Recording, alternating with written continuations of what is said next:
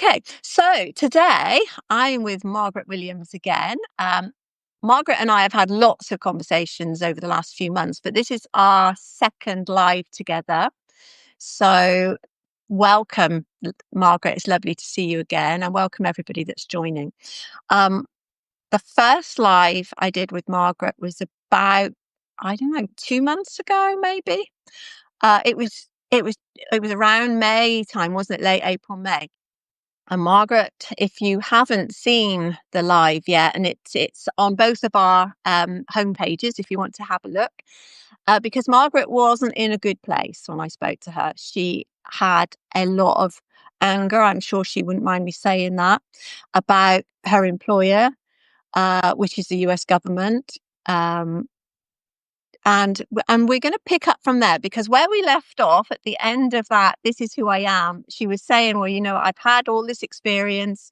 Now I'm in a place where I don't feel appreciated. I'm not happy. In fact, it's really bringing my health down. So Margaret was thinking, what would she do next? And she hadn't got long to go before retirement. So at that point, she was thinking, well, I'll hang on.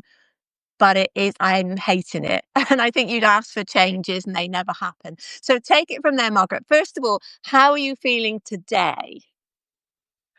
100% better in comparison to where I was before. And Sue, I really want to thank you so much for this opportunity and for your friendship. Oh. And it did mean the world to me, going through difficult times like that, and living in Anchorage, Alaska by myself and my dogs. Fortunately, I have met a few people here, and which has been so comforting. So the thing of it was, I was at the fork in the road. Okay, Donald Trump, I want to thank him for recognizing that the government needed to change. It did. It honestly did. Because for people like me, I give 100%. You working along people that gives 50%, 40%, 30%, and these are the individuals that are awarded at the end of the year with monetary awards and attaboys and things like that. The people like me, we don't have time to go to these type of functions because we're busy doing the work. The work of the well, that's what you did wrong, isn't it? You shouldn't have been working. Yeah, because growing up in the 1960s, my work ethic is very, very defined. Okay, this is what I need to do, and this is what I'm going to do. Okay, and it was Generation Jones. Okay, that's, I guess, in between the baby boomers or Gen X, whatever. Mm. So the thing of it is, we went through the status quo. Okay, we accepted that. Okay, this is what you want us to do. We're going to do this. Okay, let's go. All right. Did I agree with everything about the status quo? Mostly not. Because people like me, where I come from, we saw things a lot differently. Well, how does this benefit me? But it did benefit me because I had this federal job, and I'm like, hey, I got a federal job. You know what I'm saying? I coming from the hood, and I'm like, this, it was a glorified position for me. So why wouldn't I want to hold on to that? You know what I'm saying? Most people where I come from, Detroit, they worked in the plant. Okay. I was not plant material because I can't be robotic. I can't be robotic. You have to do things a certain way at a certain time. And I'm like, oh, no, that's not me. All right. And then I said, okay, well, maybe I can go in the actual military. I'm like, no, that's not for me because, they got to break you all the way down and build you back up. And I'm like, I've already been broke down. I'm not being broke down again. Okay. So I went the non-traditional route. I went to school and then I got this associate's degree. And then they say, okay, well, you got these skills. So we could use you as a technician to help the engineers. I'm like, okay, I get that. Let's go. Let's go. Yes, yes. And I followed that path uh until it ended, Mhm. obviously. Okay. And when I reached my final destination and I'm like, look, I love Alaska. This is a beautiful place. I wanted to retire somewhere where I could get my high three salary. Okay. Yeah. I wasn't going back to the Midwest. Been there, done that. Okay. I'm not going to California. I don't like heat and earthquakes and smalls, all that stuff. Okay. No. So Alaska, the final frontier. That sounds like a place called home. Okay. Additionally, it's separated from the United States. No offense. Um, but we call the lower 48. Okay. Okay. Keep the chaos down there. We're gonna enjoy the country up here.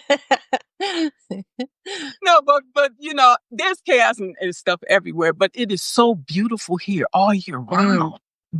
Okay. And I can get with that. And you can go out and you can see the mountains. And when you see the snow covering, the snow getting ready to cover, okay, all right, we getting ready to get into our winter season, which is 12 hours of constant light. I'll take it. And then then it'll switch and then it'll be dark 12 hours. I said, I don't Okay. care. I'll take that. I'll take that Yeah. over anything else. Okay. So I really, really tried to make things work at that job. I really did. Every day I would come home. Okay, what part did I play in this chaos and confusion that came up? Okay, how could I have handled it differently? And I kept doing this each and every day. Mm. You know, Yeah. self examination. Because if there's a problem, you don't look out there first. You look here. You look here. Yeah. All right. So were you And saying what's wrong with me then, rather than what's wrong with the company? Where I'm working. yeah, because that's my mentality. It always Yeah. has to be something with Yeah. me because ever since childhood, it's always something. It was always me. It was not nobody else. It was not my dad. It was not my stepmom. It was always me. Mm. So that's why I started with me. Okay, what part did I play here? What could I have done differently? Could I have said something differently? And after I kept questioning myself, I started getting more angrier and angrier and angrier, realizing that it really wasn't me. It was a passive aggressive workplace where I worked that honed in on me specifically. Okay. I come in there with an air about myself. Okay. I got these years of service. I know this, I know that. I don't need you. That was, I mean, this was my attitude. I have an air about myself, and somebody said, "Well, Margaret, you could be very intimidating." I'm like, "Okay, all right." And your point, I think okay, the thing is you're very powerful. I don't find you intimidating because I know you. But I think somebody meeting you for the first time could be a little bit intimidated. But you are a powerful woman and you have loads of experience. They could have learned a lot from you had they tried. yes, exactly, because you sought me out. Okay. I applied for the job because I had to come back to the United States because I had to get ready to retire within the next 3 years. That's what my thought is. Okay. I got 39 years of service. I want to retire July next year, Yeah. period. My Yeah. target date. Yeah. And so I'm going to go to this place. I'm gonna be here for at least 3 years, okay? Because they're paying $20,000 to bring me back to the United States. They have to pay for everything, all of my goods and services. I mean, everything that I have brought up to this point. They have to bring it. They have to unpack it. They have to do everything. So obviously, I'm going to have to give them the 3 years. I'm like, okay, fine. I'll give you 3 years. Okay, you do this and I'll do that. But all the crap that I had to put up with in the meantime. Mm. Okay. And so it's like, it was not just one person. It's like, it was a multitude of people. Mm. And I could see the behavior, and the thing of it is, it's like, they don't show you to your face. They do things behind your back. It's like they throw a rock and they hide their hand. Okay, that's fine. You want to play those kind of games, whatever. I'm gonna continue focusing on this job like I did when I was in Iraq, like I did when I was Israel, when we had all these mortars and everything coming down and all this crap that you're talking about. Really, this is really juvenile. Mm. It really is. Yeah, Okay. given what you've already been through, this is minor. It should be, but they got in your head, didn't they? Yeah, they did, because most of the people that was doing all this crap have never left this state. They have never experienced Mm. anything similar to what I have. And it was really I said, I'm gonna just ignore these ignorant people, because I know me, because I can really go off on people, and I'm like, I'm not gonna be that black angry woman that they want me. I'm gonna be just the opposite. Mm. Okay. So But did that mean you were pushing the anger down then? Like when you yeah, were working, you were pushing it down and then it was bubbling up inside you. When I met you, I could feel the anger bubbling up.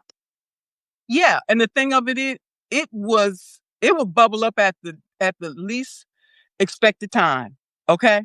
I might be Yeah. talking to a friend and I might get triggered by something and I'll just go off. And they're like, what the hell wrong with her? See, that's what I'm saying. Yeah. These things will bubble up at the time that I didn't need it to. Or if my daughter called me and asked me for something, and I'm under pressure right now, and my supervisor called with some stupid crap. What is this? Why did you do it this way? Could you have done it differently? And I say, when we look at a situation, yes, each and every one of us can do things a different way. Does that mean it's wrong? No, it does not. It just means that I just see it a different way than you. Okay? Yeah. So she'll take everything, she'll put it in there, and she'll merge all the changes, including all the edits, the little edits. I might have forgot an E or this or that, the other. Okay. All right. You can nitpick this all you want. Okay. When y'all get done nitpicking, I'll make all the changes necessary. Period. Okay. Mm. And I believe in constructive criticism, but this was over the top. I'll say that. Okay. So in the meantime, you're taking all this documentation that you're collecting on me and writing it up. So you're going to use this when my time comes for my evaluation Mhm. to say, oh, Margaret, you have made so many mistakes here. Look at all of these mistakes you've made on this $400 million project that we paid $20,000 to bring you here. And we said that you were highly sought after and we really wanted you for this job. Yet everything that I did and just, I like, okay. Then you try to take that information and try to, no, I got a bad evaluation. I got marked down for all of these things. Mm. Okay. Then I go to the next supervisors. Uh, I'll go to his office. I was like, sir, I'd like to talk to you about some issues that I'm having with my supervisor. And he tells me to pray.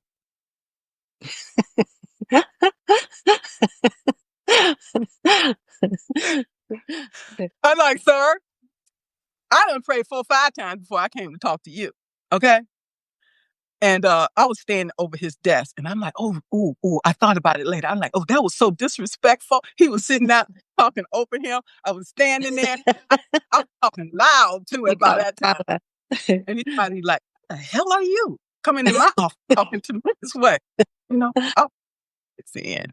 I'm like, sir, I needed another answer other than prayer because that's not working.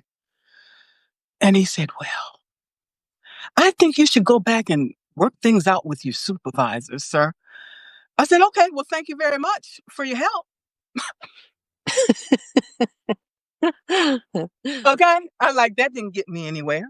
So I went to I went to his supervisor. I like, sir, I need to have a conversation with you about some things about my supervisor. And he said, well, did you talk to Carrie? I said, I haven't seen Carrie. Uh, and when I did talk to Carrie, I'm just mentioning names. At this point, I really don't care. Okay. When I went to talk to Carrie, well, Margaret, there's protocols and there's things that we can do and things that we can't do. And I'm like, okay, you're talking to a person that has worked for the federal government for 39 years. Don't talk to me like I am stupid. Okay. I'm thinking to myself, okay, none of these people are getting it. Okay. So I'm like, okay, I'm going to call the executive office and I'm going to go see what the colonel got to say about all of these things. Okay. I sit down, have a meeting with the colonel, and he's like, hey, Margaret, how you doing? I'm like, sir, I am great. I am really great. He's like, well, what can I do for you today? And I thought about it. Oh my God, why did I come and talk to the colonel? And the colonel gonna go back and ask me, did I talk to blah, blah, blah, blah, blah, blah, blah, blah, blah. Because anytime you do anything, you have to start at the bottom. Yeah, work. Yeah. Work your up. And I'm saying I've already had these conversations and they were pointless and nothing happened. Okay. I had two choices, I felt like at that time. I'm going to go to EEO or I'm going to talk to Colonel.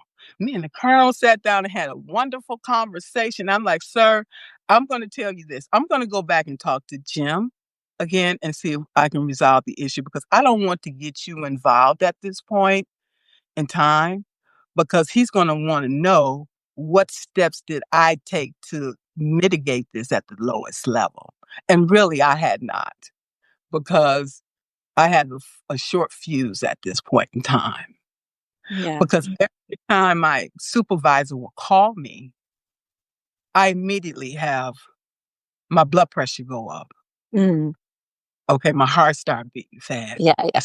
Sweating, and I'm like, oh my God, what's going on now? Okay. And in the meantime, you're gathering all this information. And then you tell me, okay, well, Margaret, we want to sit down and have a meeting with you. Okay. And talk about your performance. And that's never a good thing when somebody's already put all this stuff in place. Mm. And I know some people, and they said once they sit down and say, this your improvement plan, that's the beginning of them to get the paperwork to fire you. Which is the same in any company, yes. Yeah, once you get put on a personal improvement plan, a PIP as they call it, yeah, that's it, the road out. So Exactly. did you think to yourself, in that case, I'm going to go before they get rid of me? Well, I know when people dig a hole for you, um, really they should dig one for themselves. Mm-hmm. Okay. I'm smart enough to know that if you get enough information on me, I'm going to retire before you have that chance to do that. I'm Yeah. not going to get them. I'm not going to say that. Okay. So in the meantime, you see people walking down the hall, just smiling and giggling, and they're gathering all this information against me. Okay. And so when we have this meeting, my supervisor said, yeah, I've gathered this information and these people say that Margaret, you know, um, she has problems and this and that and the other. But what happened was my supervisor had accidentally sent me an email that said that, oh, this is a regular occurrence with Margaret. She sent it to me accidentally. It was meant Okay. And I was like, okay. No, she didn't do that. She was stupid enough to do that. And Jim say, Jim said, oh, well, I had that happen to me once. I accidentally sent an email to an employee and included everybody. And he said, I went back later and apologized to that person because he said he realized it was hurtful. Mm, She never came back to me and said nothing, no. period. And I told Jim, I could not work for her, period. And you're going to tell me that you're going to allow her to also rate me on my evaluation? That shows clear bias. Mm, Clear, clear as day. mm, A blind man can see that. yeah. Okay. And he said, well, Margaret, I can't move you because if I move you, I have to move everyone else. And I'm thinking to myself, that is not my problem. Okay. You have me working on this $400 million runway project that is important to Alaska, the state of Alaska, this organization, and my career. When an athlete, somebody getting ready to retire, they want to retire on the top of their game. They don't want to be Mm, in the toilet. no. Okay. This is a character assassination at its finest. And you Yeah. tell me you cannot move me? Okay. He said, well, this is what I'll do. I'll have her apologize to you instead. And I thought about that for a minute. I've never heard of anything like that. Nobody ever apologized for anything. When you apologize, that's the end of your career. You've seen a lot of politicians. Have you ever seen any politicians to come back and admit, "Oh, I made a mistake"? That's No. that's Yeah. They passive. go You first. Yeah. don't Yeah. do that. You just say, "I retire," or I'm done. Okay. So I said, "Okay, I'll accept that," because that's all he was going to give me.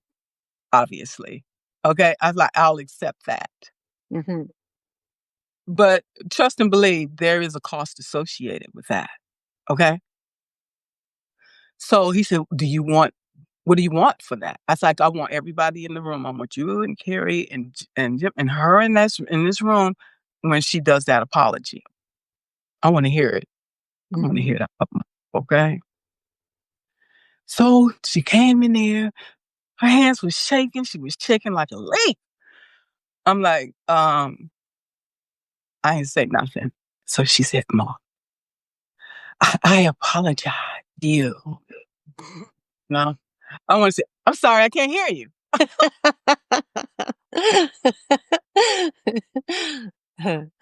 She apologized. And I said, you know what? I apologize too for the part that I played. Because I can be very, very foul. And I know that. Hmm. And Hmm.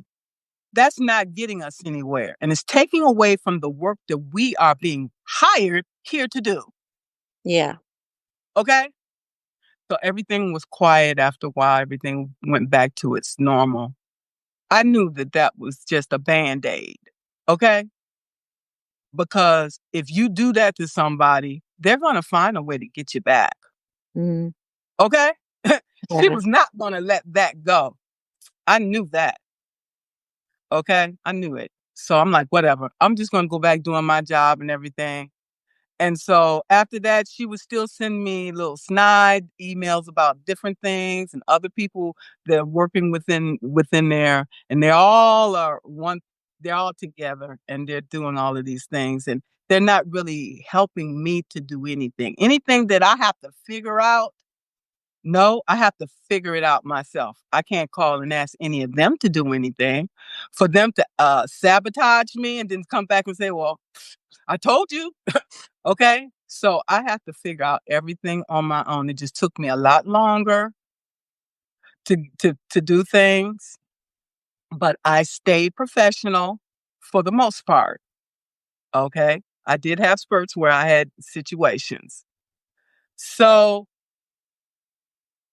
everything continued on, and then with the evaluation, basically, we don't care what you did overseas, okay?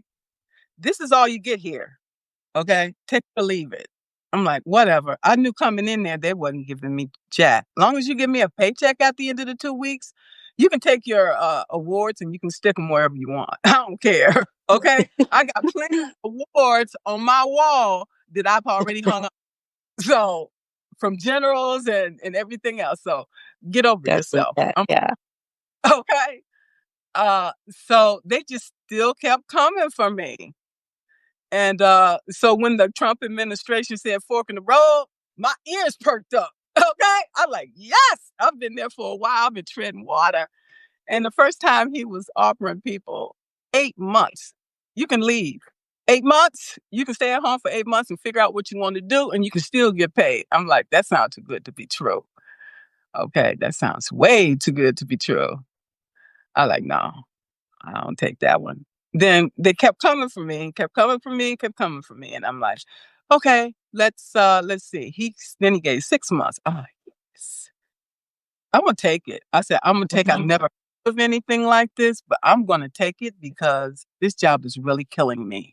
It is killing me. And then you're asking me, what did I do last week? These messages was coming from Pete Hegseth, from the Yeah.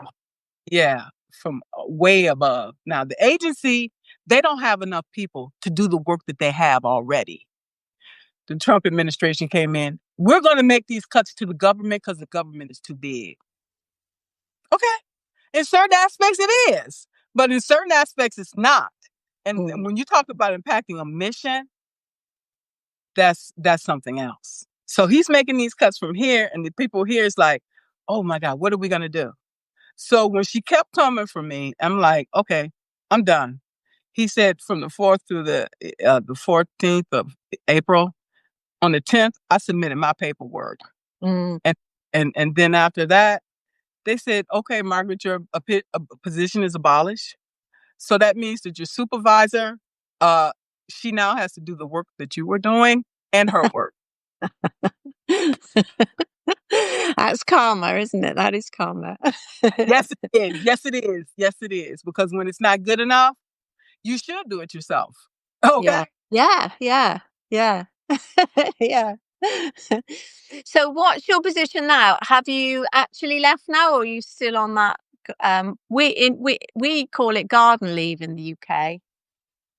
Oh, okay. Well, I'm loving it. I look at it as purgatory. Okay. I was waiting almost 2 months to get some information from the Army Benefits Center on, okay, I have annual leave, I have sick leave. All the sick leave that I accumulated is going to turn into service time. Okay. Mm. Even though my time stops on September 30th. Okay. I don't know how much sick leave I have. It doesn't even matter at this moment. They got to pay me for that. Okay. So that's going to add years to my service. It might Yeah. get me close. It'll get me close in service time to next year, but I don't know specifics. Okay. It doesn't matter. Okay. And then I got to turn on, my you know, federal Blue Cross. All of those things are going to Yeah. transfer to the retirement, Yeah. whatever. And I have Yeah. to go through they finally assigned me a retirement counselor. And I don't know how long that process is going to take, but at least it's starting. Yeah. Okay. Yeah. You're on the And road. Yeah. Yeah. yes, yes. Now I can start to get some closure. Okay. So I'm figuring next week, I'm going to go ahead and apply for my Social Security. I don't know what the future holds. I said I wasn't going to apply for the Social Security because I didn't want to limit myself how much money I can make per month.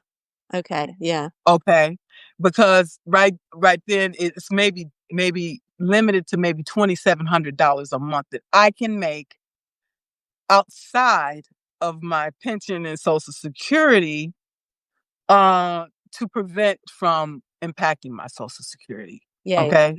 Yeah. Because once you get 67, then you can make as much money as you want and it won't Yeah. affect your Yeah. period. But I have a ways to get there. So I'm Yeah. like, I need to give myself a buffer. I've paid for this and I don't know how long Social Security is going to be around. I'm going to get mine now. Okay. Yeah. I'm going to Get what you get can. Yeah. Yeah. yeah, right. And I'll limit myself to how much money I can make. I'm okay with that. Okay. That's a good place to be. Okay. Well, yeah, because at the end of the day, your health is more important than your income. As long as you can pay your bills and you can live, the rest is a bonus, isn't it? But it's your health that matters, and it was your health that was suffering the last time I spoke to you. Absolutely. So I will take the Social Security, okay, the pension and everything that I have earned. I want it now. Yeah. Okay.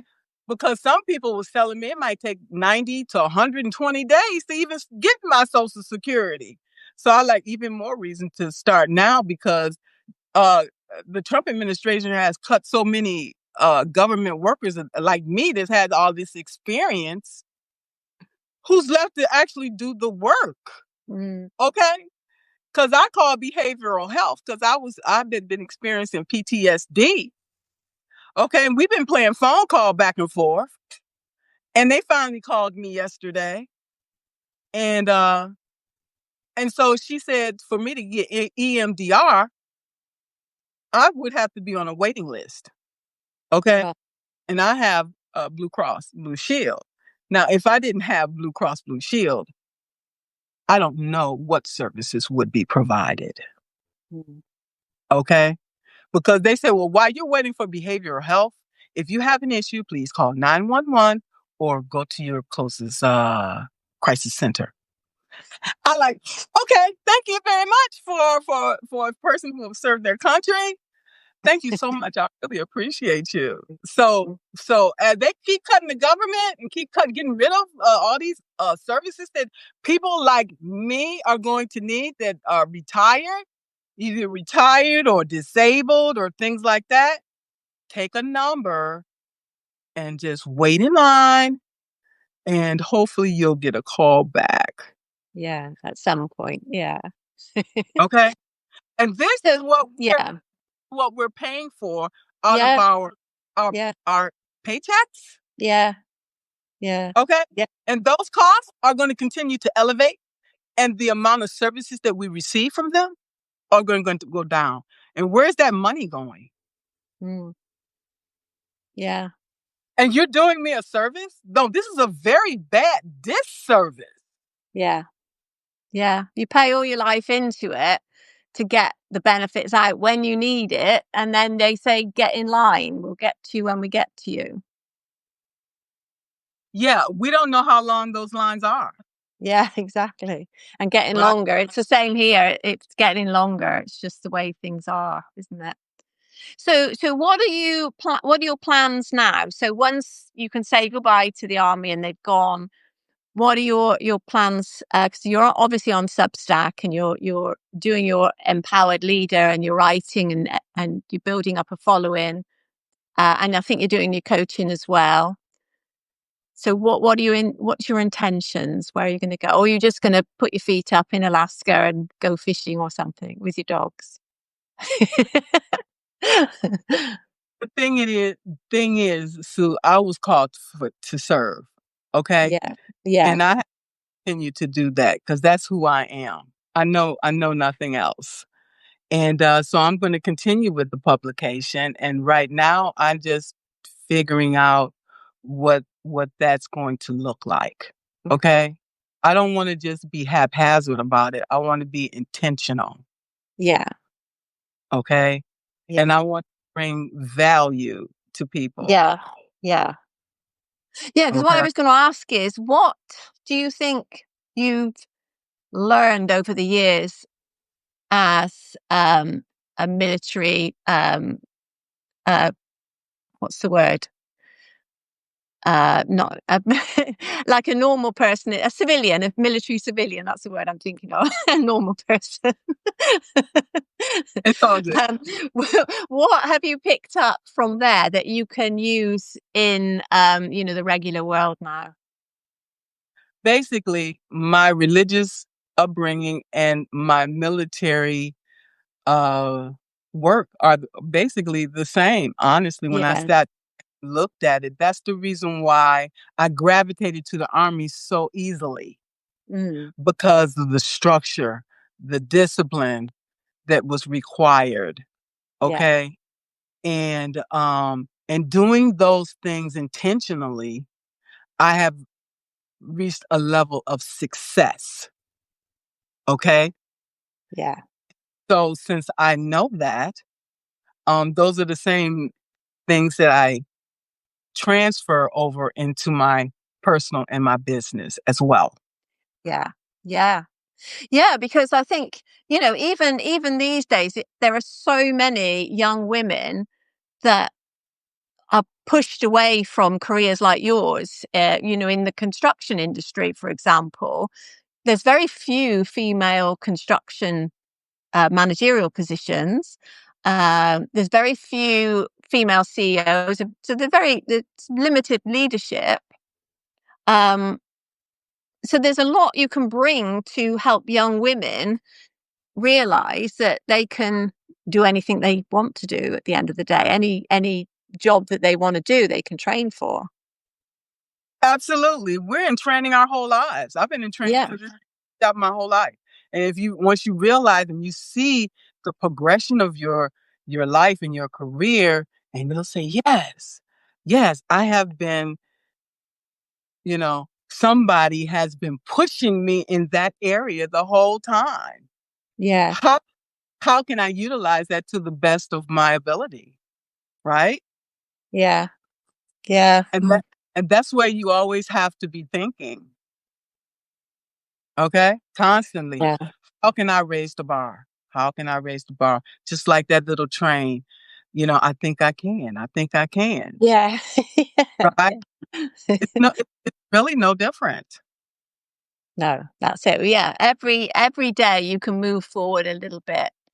That's the way I look at it. Like every day we can improve a little bit more on what we did yesterday. Every task you do, you can improve a little bit more on what you did last time you did that task, even if it's just, I make bread. So I try little experiments. What if I do this and what if I do that? Will it be a little bit better? And just keep trying different things. And I think we can do that in any area of our life.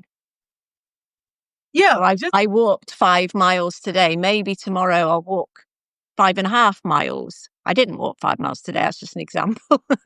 Maybe tomorrow I'll walk 5.5, and then maybe I'll work. And what can I do on top of what I've already done? Rather than thinking, okay, I did that. That's marvelous. Pat myself on the back. Brilliant. But what can I do now? And keep asking yourself that.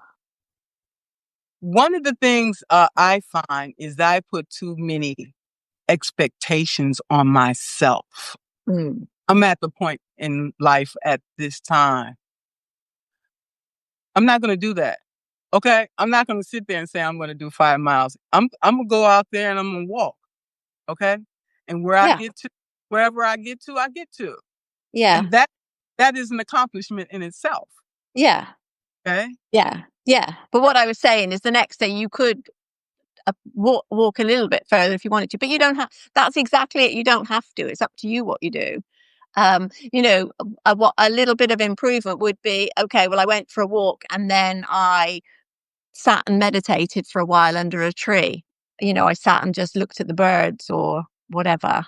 It's just making sure you improve. All right, put it a different way. Improve on your life a little bit every day. Yeah, because one of the things that I fight with myself about over these years is I was constantly competing against myself, not other Mm, people. mm. Okay? And that was exhausting. Yeah, yeah. Okay? And so I stopped doing that and I feel much better. Yeah. Because what have you got to prove now? 39 years of service, you got to the top. What have you got left to prove? Nothing. You don't have to prove anything. No, not at all. And that's where I am today. And I am Yeah. enough. And Yeah.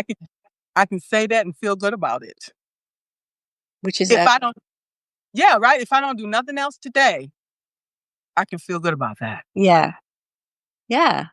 That's brilliant.